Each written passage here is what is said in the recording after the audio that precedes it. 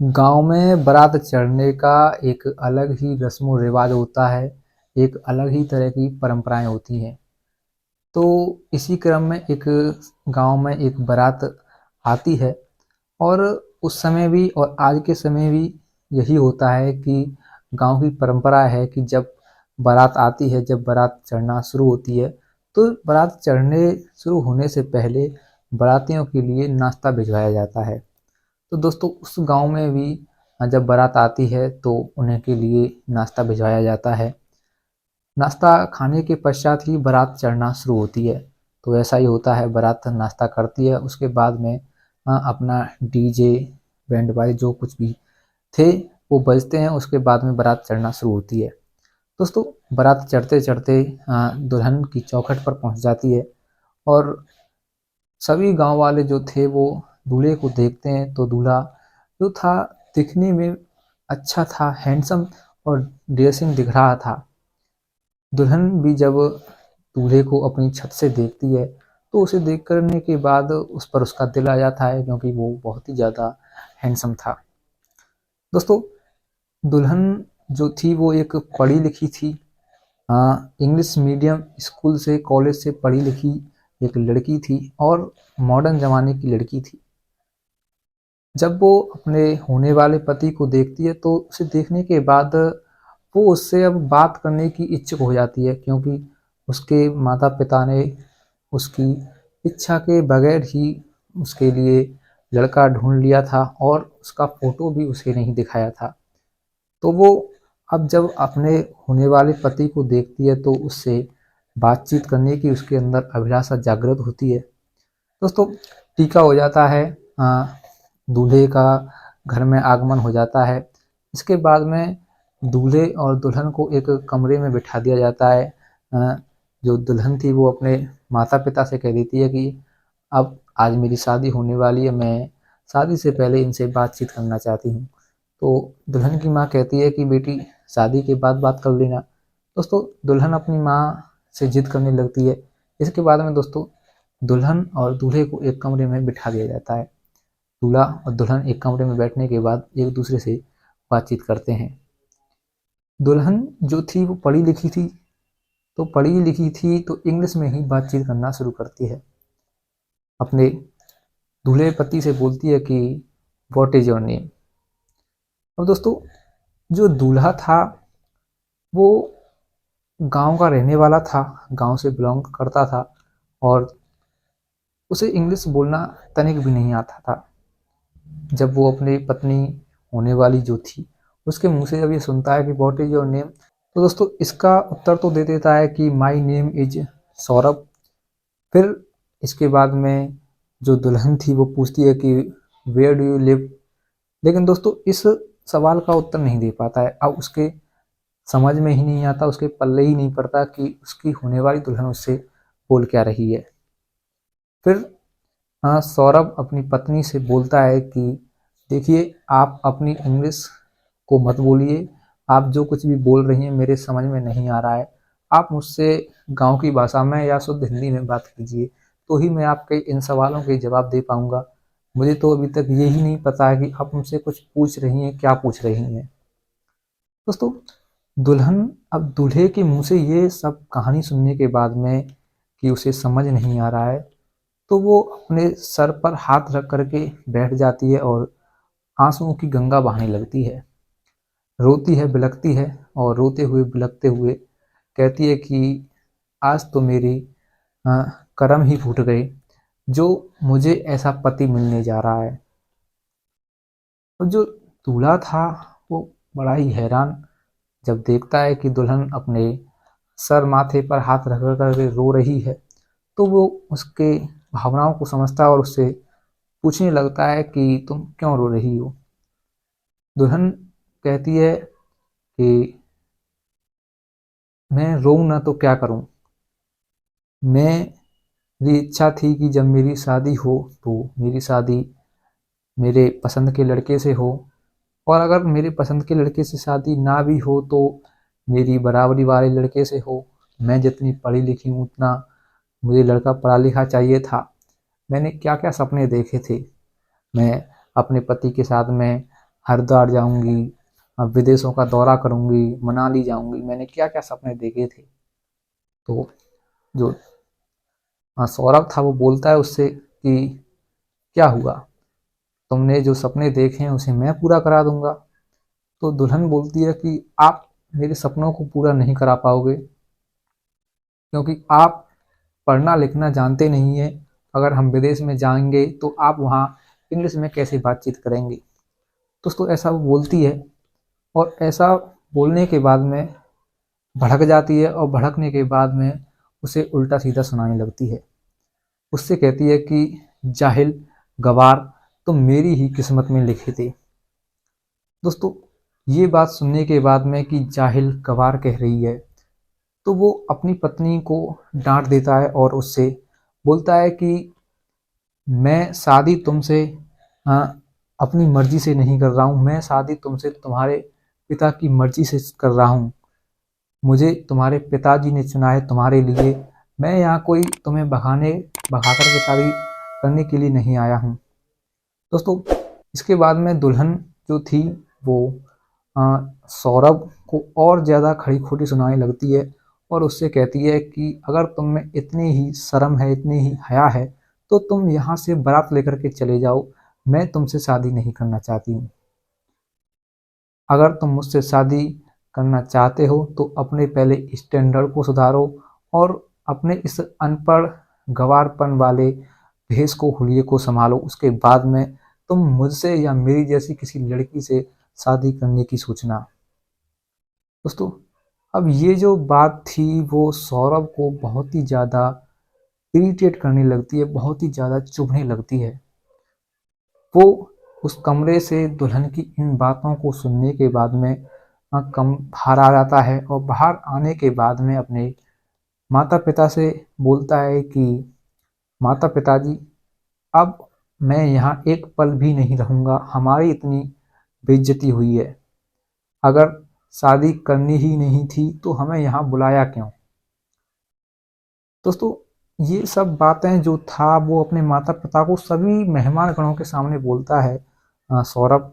तो जो सभी मेहमान गण थे सुन लेते हैं। सुनने के बाद दोस्तों शादी में हड़कंप मच जाता है।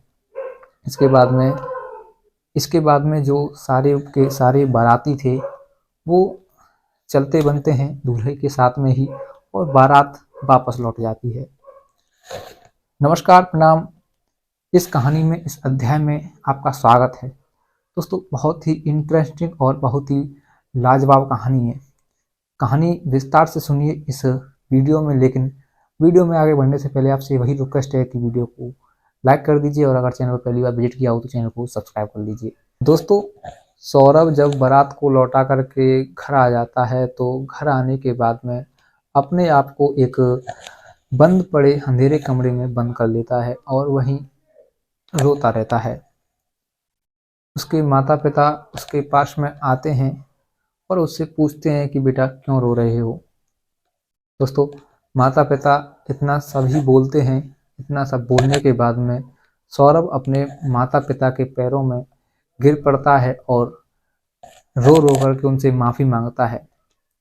बोलता है कि पिताजी, माताजी, मुझे माफ़ कर दीजिए, आज मेरी वजह से हमारी आपकी बेइज्जती हुई है।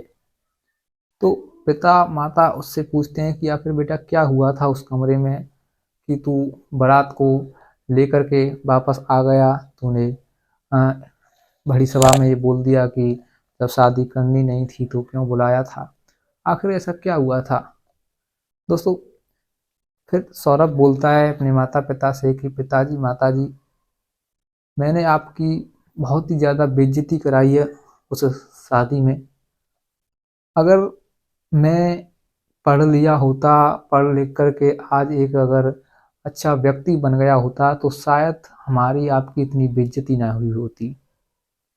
मुझे माफ़ कर दीजिए। तो माँ बाप जो थे वो ये बात सुनते हैं कि पढ़ाई लिखाई के पीछे हुआ है, तो वो बेटे से पूछते हैं कि क्या दुल्हन ने तुमसे कुछ कहा। तो सौरभ था बोलता है कि हाँ, दुल्हन ने ही मुझसे कहा था कि तुम पढ़े लिखे नहीं हो, तुम अनपढ़ हो, तुम मेरे लायक नहीं हो और मैं तुमसे शादी नहीं कर पाऊंगी, मैं तुमसे शादी नहीं करूंगी, तुम बारात को लेकर के वापस चले जाओ। मैं दुल्हन के मुंह से ये बातें सुनने के बाद मैं दौड़ा चला आया और मुझे बहुत ही ज़्यादा दुख हुआ कि मेरी इतनी बेइज्जती हुई और मैं बेइज्जती का बदला भी न ले सका उस समय। तो माँ बाप जो थे वो फिर अपने बेटे को समझाते हैं कि बेटा, आज तुझे ये जो पाठ सीखा है तूने, बहुत ही अच्छा सीखा है। कम से कम आज तुझे ये एहसास तो हुआ कि आज के ज़माने में पढ़ना लिखना कितना कठिन है और कितना ज़रूरी है। अगर आज के समय में तुम पढ़े लिखे नहीं हो तो तुम बहुत ही ज़्यादा पीछे हो। तो दोस्तों, इन बातों को सुनने के बाद में सौरभ अपने माता पिता के पैरों में गिर पड़ता है और पैरों में गिर पड़ने के बाद में उनसे कहता है कि मैं आगे और पढ़ना चाहता हूँ और पढ़ लिख कर के अपने आप को सिद्ध करना चाहता हूँ, और मैं ये प्रण लेता हूँ कि मैं शादी तभी करूँगा जब पढ़ लिख कर के एक सरकारी जॉब हासिल कर लूँगा। दोस्तों, माता पिता इन बड़ी बड़ी बातों को सुनने के बाद में हैरान हो जाते हैं, परेशान हो जाते हैं। बेटे को समझाते हैं कि बेटा, इतना बड़ा प्रण मत लो, तुमसे नहीं हो पाएगा। सौरभ बोलता है कि मैं कुछ भी हो जाए मैं जरूर करूँगा। दोस्तों, ये जो सौरभ था ये 12वीं पास था। इसने अपने गांव के ही कॉलेज से 12वीं पास की थी और गांव का जो कॉलेज था उसमें इसका पढ़ने में मन नहीं लगता था। इसकी ले दे करके 12वीं हुई थी पैसों के जरिए। तो इसके बाद में जब इसकी बहुत ही ज़्यादा दुल्हन के द्वारा निंदा हुई तो इसने अपने आप को एक कमरे में बंद कर लिया और दिन रात अपने ऊपर मेहनत की, परिश्रम किया। लगभग 3 सालों तक घर बैठे इसने बीए की डिग्री प्राप्त की और जब तक ये बीए की डिग्री करता रहा तब तक ये एक यूपीएससी की परीक्षा को पास करने के लिए, एक आईएएस ऑफिसर बनने के लिए मेहनत करता रहा, तैयारी करता रहा। इसकी 3 साल के बाद ग्रेजुएशन बीए हो जाती है और बीए कंप्लीट जैसे ही होती है तो इसकी जो यूपीएससी की तैयारी थी वो भी कंप्लीट हो जाती है। इसके बाद में जब 4 साल हो जाते हैं, पत्नी जो होने वाली दुल्हन थी उससे अपमानित होने के बाद में, तो 4 साल होने के बाद में ये यूपीएससी का फॉर्म भरता है और यूपीएससी का जिसका पेपर होता है और ये यूपीएससी के पेपर को पार कर लेता है, उसमें पास हो जाता है। पास होने के बाद में मेंस भी क्लियर हुआ, प्रीलिम्स भी क्लियर हुआ और इसका इंटरव्यू हो जाता है और इंटरव्यू भी इसका शानदार होता है। इंटरव्यू होने के बाद में दोस्तों ये एक डीएम बन जाता है और इसकी ट्रेनिंग कंप्लीट हो जाती है 6 महीने में और ट्रेनिंग कंप्लीट होने के बाद में ये एक ज़िले का डिस्ट्रिक्ट मजिस्ट्रेट बन जाता है। डिस्ट्रिक्ट मजिस्ट्रेट बनने के बाद में ये अपने पहले दिन डीएम ऑफिस पहुंचता है, अपनी गाड़ी से उतरता है। तो डीएम ऑफिस में ऑफिस के बाहर करने वाले जितने भी अधिकारी थे, छोटे बड़े जितने भी कर्मचारी थे, वो सभी वहाँ खड़े हो जाते हैं और सौरभ का अभिवादन करते हैं। सभी उन्हें वेलकम सर, कॉन्ग्रेचुलेशन सर बोलते हैं। दोस्तों, जो सौरभ जी थे वो सभी अधिकारियों से, सभी कर्मचारियों से उनका इंट्रोडक्शन पूछते हैं, अपना इंट्रोड्यूस तो सभी से थे ही, वो सबसे इंट्रोडक्शन करते हैं, एक एक करके सबसे बातचीत करते हैं, एक एक करके सबसे नाम पूछते हैं। तो उन्हीं अधिकारियों में एक महिला अधिकारी भी होती हैं जिनका नाम होता है पूजा। जब पूजा इन सौरभ साहब को, डिस्ट्रिक्ट मजिस्ट्रेट साहब को देखती है तो देखने के बाद में दंग रह जाती है और जब ये डिस्ट्रिक्ट मजिस्ट्रेट साहब जब देखते हैं पूजा को तो पूजा को देखने के बाद थोड़ा मुस्कुराते हैं और हैरत में पड़ जाते हैं। पूजा अपनी आंखों को चुरा लेती है और आंखों को चुराने के बाद में चुपचाप खड़ी हो जाती है। तो फिर मजिस्ट्रेट साहब उनसे उनका नाम पूछते हैं तो नाम बड़े ही हिचकिचाते हुए बोलती हैं, कहती हैं कि पूजा सिंह। दोस्तों, ये जो पूजा सिंह जी थी वो कोई और नहीं थी, बल्कि ये वही होने वाली दुल्हन थी सौरभ सौरभ सर की, जिन्होंने आज से 4 साल पहले ये कहकर के उन्हें ठुकरा दिया था, ये कहकर के बारात वापस लौटा दी थी कि तुम एक अनपढ़ हो, एक जाहिल गवार हो और मैं तुमसे शादी नहीं करूंगी। दोस्तों, अब अपने सामने डिस्ट्रिक्ट मजिस्ट्रेट को खड़ा देख करके इसकी आंखों से आंसू आ जाते हैं और ये रोने लगती है। अब जो सौरभ थे वो अपने ऑफिस में जाते हैं और ऑफिस में जाने के बाद में वहाँ बैठ जाते हैं। फिर प्यून को बुलाते हैं और प्यून से बोलते हैं कि आप अभी पूजा सिंह को अंदर भेज दीजिए।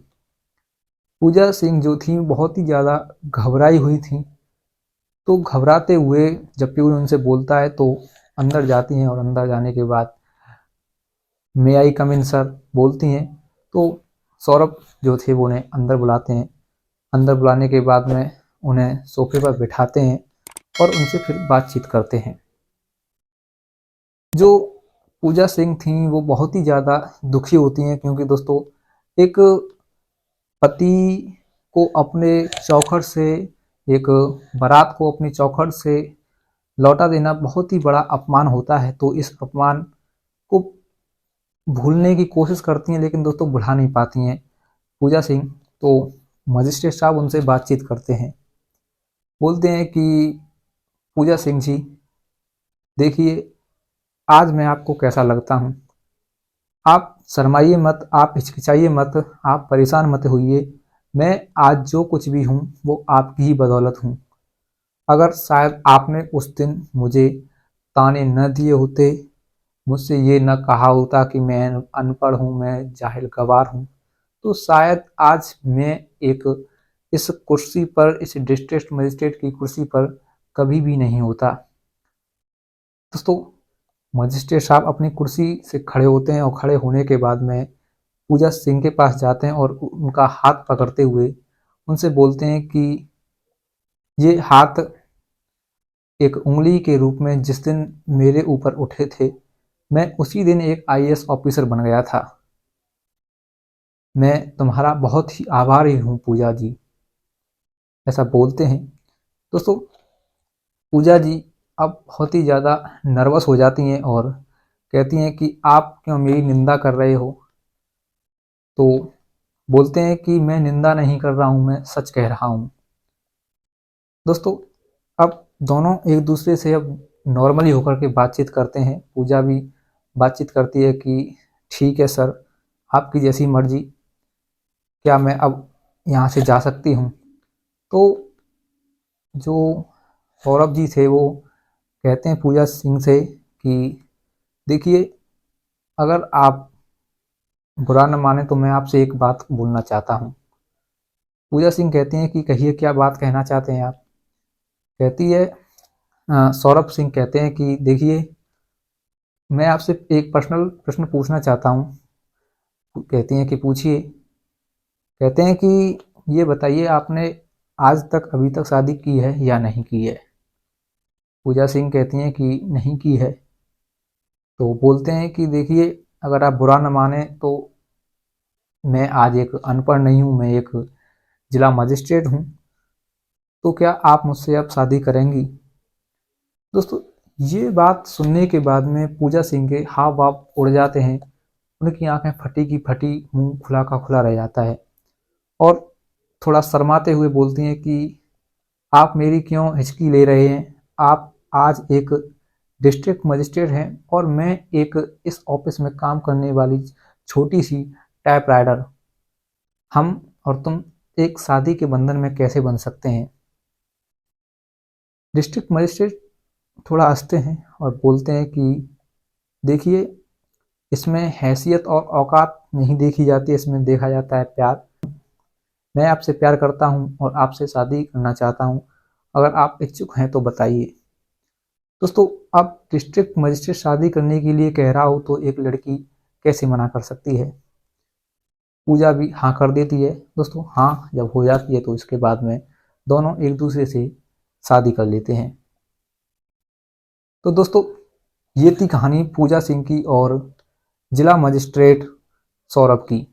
कैसी लगी ये कहानी? अगर कहानी अच्छी लगी हो तो कमेंट में बताइए, वीडियो को लाइक कर दीजिए, चैनल को सब्सक्राइब कर लीजिए।